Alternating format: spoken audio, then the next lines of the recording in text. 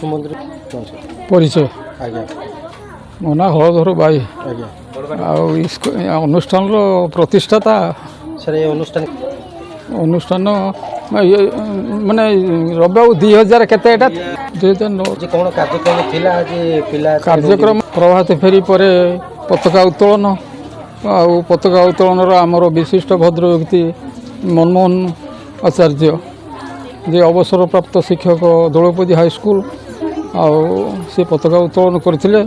ତାପରେ ପିଲାମାନଙ୍କ ମଧ୍ୟରେ ସଙ୍ଗୀତ ପ୍ରତିଯୋଗିତା ଆଉ ଭାଷଣ ପ୍ରତିଯୋଗିତା ଅନୁଷ୍ଠିତ ହୋଇଥିଲା। ସେଥିରେ ଯେଉଁମାନେ ଫାର୍ଷ୍ଟ ସେକେଣ୍ଡ ଥାର୍ଡ଼ ହେଇଥିଲେ ସେମାନଙ୍କୁ ପୁରସ୍କାର ବିତରଣ କରାଗଲା। ସ୍ୱାଧୀନତା ଦିବସ ଉପଲକ୍ଷେ ସବୁ ଭାଷଣ ପିଲାମାନେ ଦେଇଥିଲେ ଆଉ ଉପସ୍ଥିତ ଭଦ୍ର ବ୍ୟକ୍ତିମାନେ ବି ଭାଷଣ ଦେଇଥିଲେ। ସର୍ବଶେଷରେ ଆମର ସଭାପତି ମନମୋହନ ଆଚାର୍ଯ୍ୟ ସେ ସଭାର ସମସ୍ତ ବିବରଣୀ ସ୍ୱାଧୀନତା ଦିବସର ସମସ୍ତ ବିବରଣୀ ଦେଇସାରିଲା ପରେ ସଭା ସାଙ୍ଗ କରିଥିଲେ।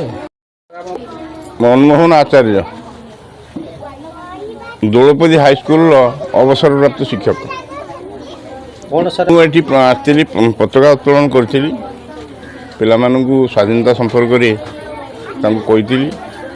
ତାପରେ ପତାକା ଉତ୍ତୋଳନ ପରେ ପିଲାମାନଙ୍କର ପ୍ରତିଯୋଗିତା ହେଇଥିଲା, ଭାଷଣ ପ୍ରତିଯୋଗିତା, ସଙ୍ଗୀତ ପ୍ରତିଯୋଗିତା ହେଲା ପରେ ସେମାନଙ୍କୁ ମିଷ୍ଟାନ୍ନ ବଣ୍ଟନ ହେଇଥିଲା।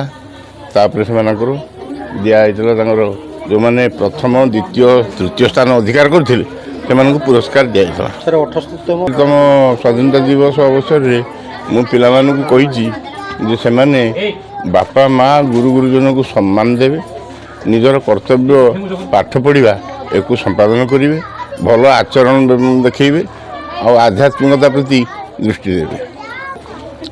ସଙ୍ଗୀତ ଓ ଭାଷଣ ପ୍ରତିଯୋଗିତା ହେଇଥିଲା। ଦେଶାତ୍ମବୋଧକ ଗୀତ ମଧ୍ୟ ଥିଲା ସଙ୍ଗୀତ ଭିତରେ। ସେଥିରେ ଯେଉଁମାନେ ପ୍ରଥମ ଦ୍ୱିତୀୟ ତୃତୀୟ ସ୍ଥାନ ଅଧିକାର କରିଥିଲେ ସେମାନଙ୍କୁ ପୁରସ୍କାର ଦିଆହେଇଛି ଆଉ